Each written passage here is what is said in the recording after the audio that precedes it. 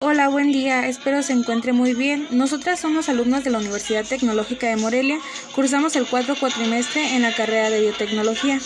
Nuestros nombres son Perla Yamil Cuevas Aparicio, Jimena Vázquez Patiño y su servidora Leslie Araceli Arevalo Vaca. En este video explicativo hablaremos sobre técnicas de micropropagación in vitro. ¿Qué es el cultivo in vitro? Significa cultivar plantas dentro de un frasco de vidrio en un ambiente artificial. Esta forma de cultivar las plantas tiene dos características fundamentales, que es la asepsia, la ausencia de gérmenes, y el control de los factores que afectan el crecimiento. Consiste en tomar una porción de una planta,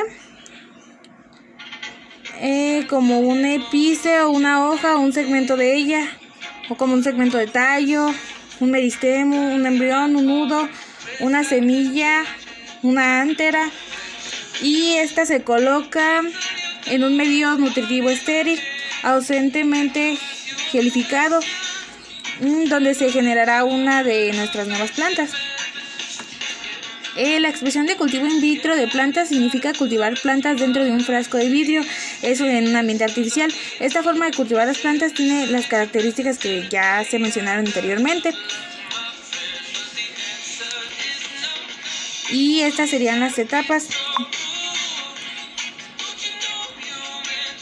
Las células vegetales totipotentes y diferenciación celular.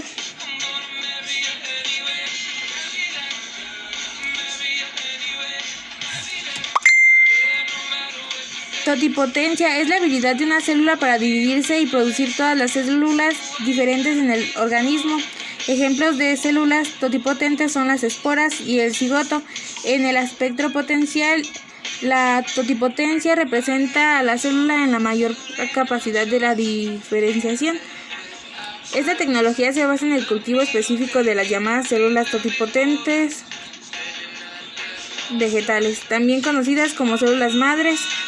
Estas células poseen unas excelentes propiedades regenerativas, ya que a partir de una sola de ellas se puede construir una planta entera. Los medios de cultivo. Es un sustrato o solución de nutrientes en los que crece y se multiplican los microorganismos en el laboratorio con el objeto de aislar diferentes especies bacterianas con el fin de identificarlas y realizar estudios complementarios. Las hormonas reguladoras del crecimiento.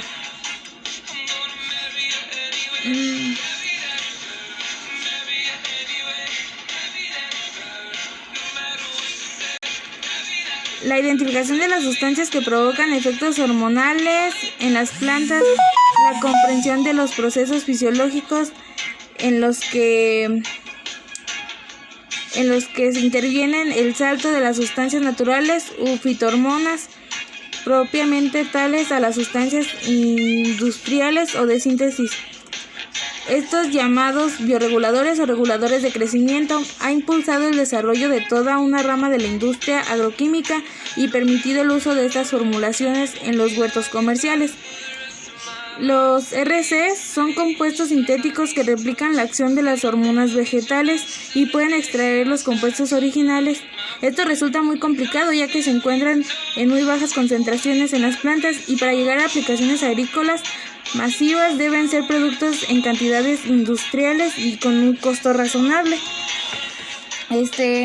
Las auxinas se encuentran en toda la planta, pero se producen principalmente en las regiones meristémicas de crecimiento activo, como se observa en la imagen.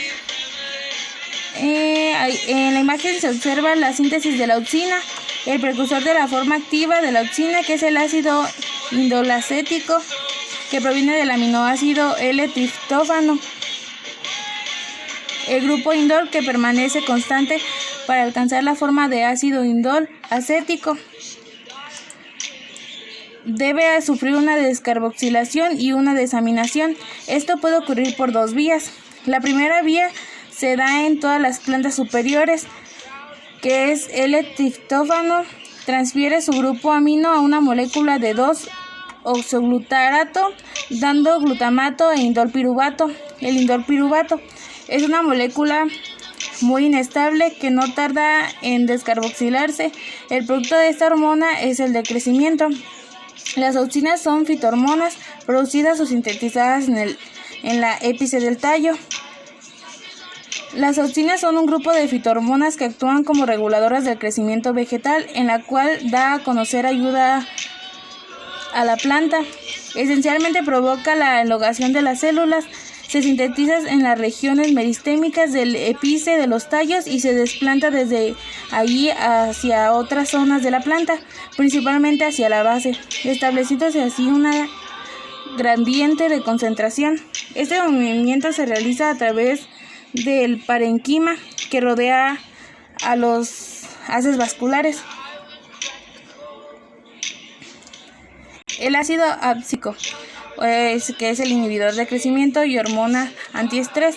A diferencia de las auxinas de otras hormonas, no se origina en compuestos nitrogenados como los aminoácidos o nucleótidos, sino que proviene de un derivado de carotenoides e isopentil difosfato. Se sintetiza fundamentalmente en los cloroplastos, organelos de estructuras muy ricas en membranas y donde se sintetizan gran cantidad de lípidos. En este cloroplastos donde se detectan las señales de estrés abiótico y de ahí también donde se producen señales de protección que viajan al resto de las células de las plantas para activar mecanismos de regulado. El etileno es de estructura más simple. El etileno deriva de aminoácidos metionina y es una de las moléculas orgánicas más simples ya que consta de solo 2 carbonos. Hoy el etileno se conoce como la hormona de maduración por excelencia y también como de absorción. Citocinas o citoquininas, las hormonas de la división celular. Las citocininas son conocidas como las hormonas de la división celular, ya que sintetizan en particular en las puntas de las raíces y la teoría indica que desde ellas se transfiere hacia el follaje. Entre los principales efectos fisiológicos de las citoninas están que inducen a la división celular y producen la formación de órganos en cultivo de tejidos, como la morfogénesis. Activan el crecimiento de las yemas laterales, retardan la senescencia de las hojas, estimulan la movilización de nutrientes y la pérdida de agua por la transpiración, el rompimiento de las dormancias, y etc. Las ventajas de la técnica. Estas destacan que da la producción de gran número de plantas, obtención de plantas de cualquier época del año, almacenamiento de plantas en poco espacio, producción de plantas libres de contaminación, enfermedades y plagas, herramienta para el fitomejoramiento de plantas, propagación de especies de difícil propagación por otros métodos en vías de extinción, clonación de individuos élite como desempeño agrómico destacado, obtención de plantas libres de virus, producción de semillas sintéticas, conservación de germoplasma, material en conjunto de individuos que se representan a la variabilidad genética de una población vegetal, obtención de metabolitos secundarios, producción de nuevos híbridos, mejora genética de las plantas, germinación de semillas, producción de haploides y dobles haploides y estudios fisiológicos. Las desventajas de las técnicas in vitro.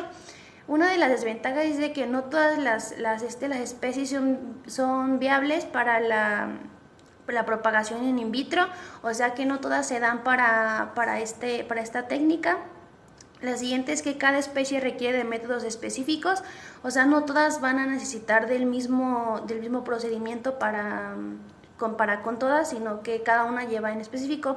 La siguiente es que la estandarización de protocolos es bastante costosa, entonces a veces no te va a remunerar de la manera en la que tú quieres, así que tenemos que tener mucho en cuenta eso. La morfogénesis directa versus la morfogénesis indirecta. La morfogénesis directa es cuando los órganos se originan directamente del explante en sujetos de proliferación del callo. de las células indiferentes aparentes. La morfogénesis indirecta es en la que la formación del callo es previa al desarrollo de las estructuras organizadas, de manera que son fases de proliferación de células. La morfogénesis directa es la regeneración en hojas de violeta africana, por ejemplo. ¿Y qué es esto? Es el polen inmaduro en medios adecuados para la formación de embriones o callos. Los cultivos de yemas. Los cultivos de yemas, en la parte apical de las plantas, la activación meristémica del tallo principal conduce a la formación de una unidad modular que incluye una hoja o un meristemo caulinar en la axila de la hoja y un segmento de tallo desde donde inserta la hoja del conjunto de ellas estructuras donde se denomina el fitómero. Una de las técnicas de micropropagación consiste en básicamente aprovechar estas estructuras organizadas para mantenerlas o producirlas vegetalmente mediante multiplicación de meristemos caulitares auxiliares y terminales. Esas estructuras cultivadas en condiciones adecuadas dan lugar a plantas entendidas en las cuales se volverá a producir la misma organización repetitiva en fitómeros. Esta técnica, debido a que la ausencia de una fase de crecimiento desorganizado, favorece a ciertas estabilidades genéticas del material y limita la posibilidad de aparición de varias zooclones en la población regenerantes. Los meristemos son tejidos vegetales formados de pequeñas células que pueden dividirse indefinidamente produciendo células semejantes o células que se diferencian para formar otros tejidos o otros órganos. Las ventajas del cultivo de meristemos permiten eliminar la contaminación de algunos virus por escape, puesto a que los tejidos meristemáticos se mantienen sanos aun cuando los restos de las células están infectadas. La micropropagación es el conjunto de técnicas y métodos de cultivo de tejidos utilizados para multiplicar plantas asexualmente de forma rápida, eficiente y de grandes cantidades. La obtención de explantes puede ser extraído de un tejido o de un órgano de hipoclorito de sodio. Ha sido el más usado frecuentemente por varios investigadores con buenos resultados de la desinfección y el establecimiento in vitro del material vegetal a concentraciones y tiempos diferentes. El IMAD es la I es la iniciación o establecimiento, que es la etapa 1, la M es la multiplicación o proliferación, que es la etapa 2, la A es el acondicionamiento, que es la etapa 3, la T es la transferencia o aclimatación, que es la etapa 4 y es la etapa final. Las etapas de la micropropagación, que es la iniciación, que es de 0 a 1, es la elección y condicionamiento de la planta madre, o sea, es el momento que se esté como aclimatando al lugar. La elección de explante inicial o de formulación del medio de cultivo, desinfección de superficies de los explantes, establecimiento del cultivo in vitro. Y la segunda fase es la multiplicación, que es la propagación del material, o sea, dependiendo de cuánto se va a propagar, o sea, cuánto se va a duplicar. El acondicionamiento o preparación, que es la etapa 3, es el heracimiento, la elongación y la biotización. Y la etapa 4, que es la transferencia, es del paso de donde está la planta en in vitro a una maceta o un campo abierto, o sea, ya pasarlo a que se acondicione a plantas, a maceta o así. Y eso sería todo por mi parte, entonces espero que les haya quedado un poquito entendido lo que es la planta in vitro, y pues eso es todo.